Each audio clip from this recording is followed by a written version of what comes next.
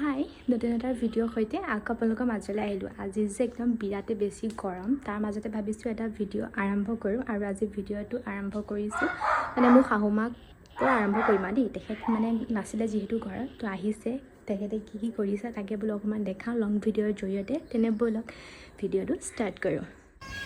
এইফালে চিধা আহি গ'লোঁ বাহিৰলৈ, মানে বাহিৰত মায়ে ইয়াত দেখিছেনে চোতালৰ মানে ফুল গছবোৰৰ তলত কিমান জংঘল গজি আছিল। মায়ে চব এফালৰ পৰা পূৰা চাফা কৰি গৈছে ইয়াত।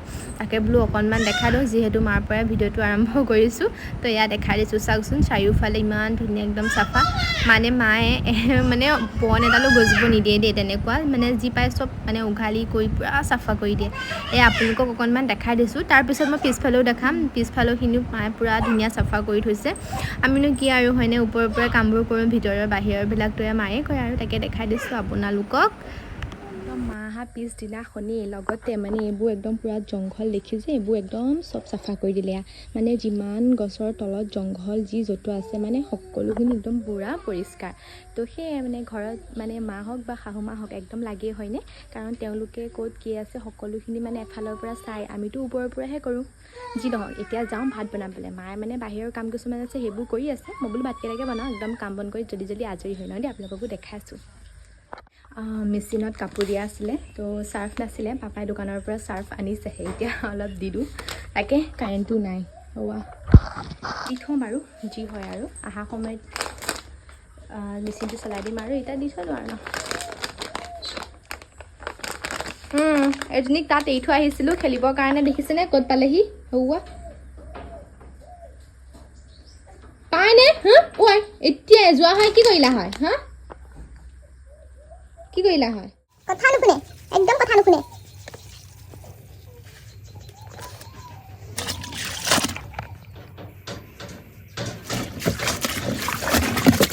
তাৰ মাজতে আপোনালোকক এটা বস্তু দেখাই আছোঁ দেই। এয়া আমাৰ দেখিছেনে গুলু হাঁহিটো তাই হাঁহিটা মানে হাঁহিব দেখিলে মোৰ একদম শান্তি লাগি যায়, কি ক'ব আৰু এইফালে তাইক মানে যদি আপুনি ধুনীয়াকৈ এয়া খাবই দিয়ে প্লেটত, একেবাৰে নাখায়, তাইক একদম তলত যদি পেলাই দিয়ে এটা এটাকৈ, এয়া দেখিছেনে এটা এটাকৈ বুটলি খাই থাকিব।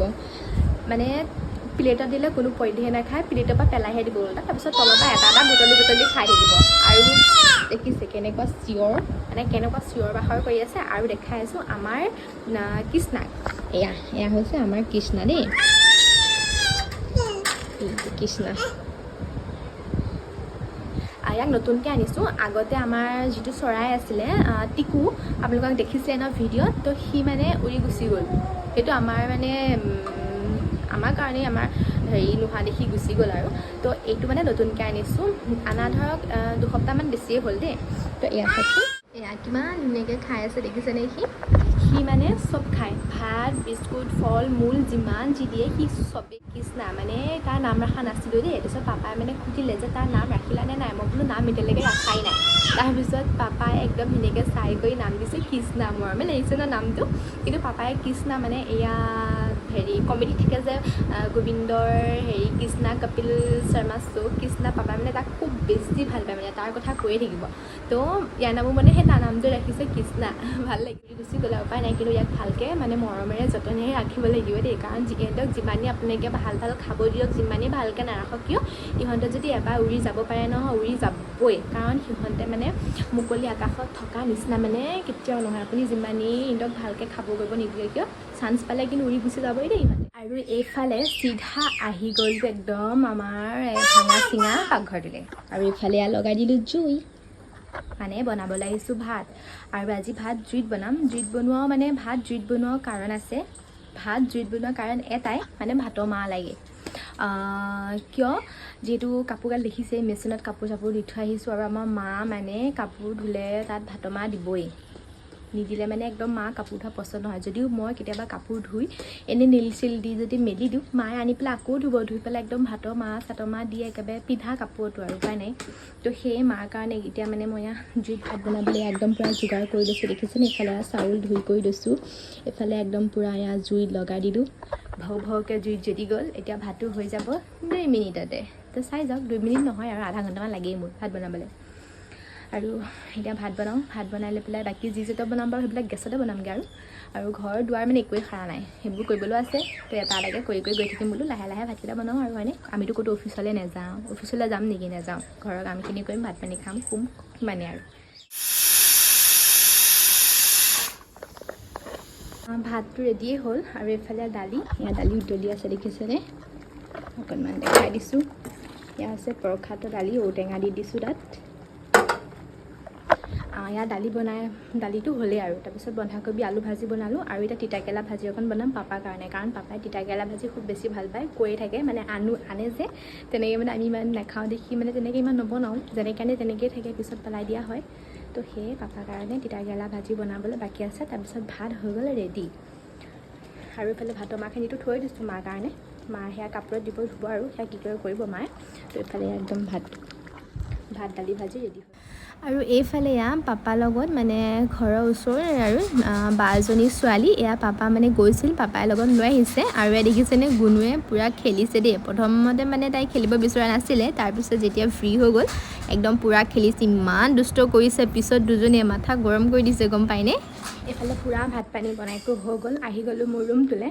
মোৰ ৰুমৰ অৱস্থা একদম বেয়া, মানে খোৱা পৰা উঠি যেন তেন বিচনাখন পাৰি থৈ গৈছোঁ, বাকী একো চাফা কৰা নাই। মই দেখাই দিছোঁ, এয়া দেখিছেনে ৰুমৰ অৱস্থা, এয়া য'ত ত'ত কাপোৰ, এইফালে এয়া একদম পূৰা লেতেৰা হৈ আছে। আৰু এতিয়া মই এক চুটকিত ৰুমটো একদম চাফা কৰি দিম।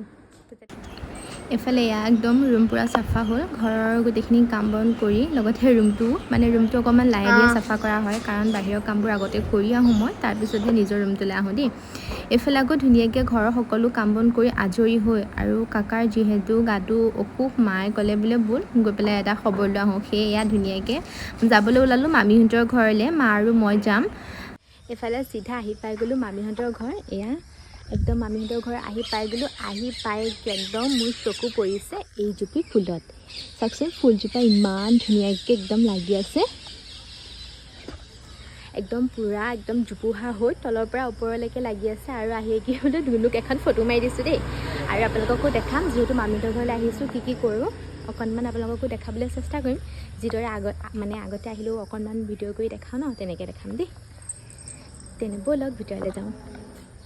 এই গোলাপ ফুল চোৱাচোন, এইফালে গোলাপ ফুল লাগি আছে। মামী বাৰী এখন দেখিছানে, আইতা বাৰী, এইফালে শাকৰ বাৰী, এইফালে দেখিছেনে মামী আচাৰ বনাই থৈছে, এয়া হৈছে আমৰ আচাৰ, আৰু এইফালে প্লেটত থৈছে এয়া কৰ্দৈ। এইফালে আমাৰ গুণুক এৰি দিছোঁ যে পকাত পূৰা খেলি আছে। এইফালে এয়া হৈছে মিঠু, মামীহঁতৰ হয়, আমাৰো আছিলে যে আগত টিকু, তাৰ ফ্ৰেণ্ড।